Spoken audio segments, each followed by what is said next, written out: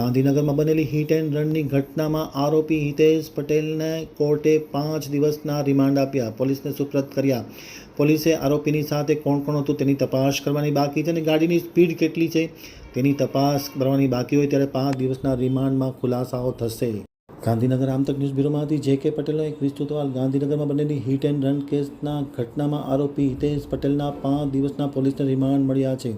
પોલીસે આજે ગાંધીનગરની ખાસ કોર્ટમાં આરોપી હિતેશ પટેલને રજૂ કરવામાં આવ્યો હતો, જેમાં 7 દિવસના રિમાન્ડ માંગવામાં આવ્યા હતા। રિમાન્ડ માટેના પોલીસે જે કારણો રજૂ કરેલા હતા તેમાં ગાડીની સ્પીડ કેટલી હતી તેની તપાસ કરવાની છે, આરોપી સાથે કોણ કોણ હતું ગાડીમાં તેની પણ તપાસ કરવાની બાકી છે, ગાડીની સ્પીડ કેટલી હતી તેની પણ તપાસ કરવાની બાકી છે।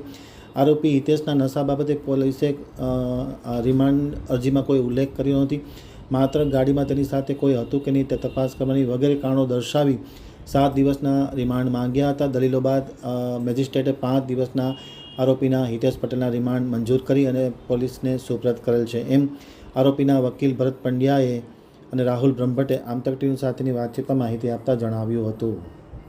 એમના રિમાન્ડ માટે એમને હાજર રાખીને તપાસ કરવાની છે, જે તે જગ્યા ઉપર સ્થળ ઉપર લઈ જવાના હતા, એમને કોને કોને ઇન્જરી કરી છે, અગાઉ આ જે બનાવ બન્યો ત્યાં કોને કોને બીજા ઇન્જરી છે એ ઓવર સ્પીડમાં હતા તો આરટીઓમાં લઈ જઈને તેની સ્પીડની માપણી કરવાની છે, બીજા અન્ય તપાસ અન્ય ગુનાઓ છે કે નહીં એ માટે અમને બીજી તપાસ માટે એમની જરૂરિયાત હોય 7 દિવસના માગેલા, એમાં 5 દિવસના નામદા કોર્ટે મંજૂર કરેલા છે।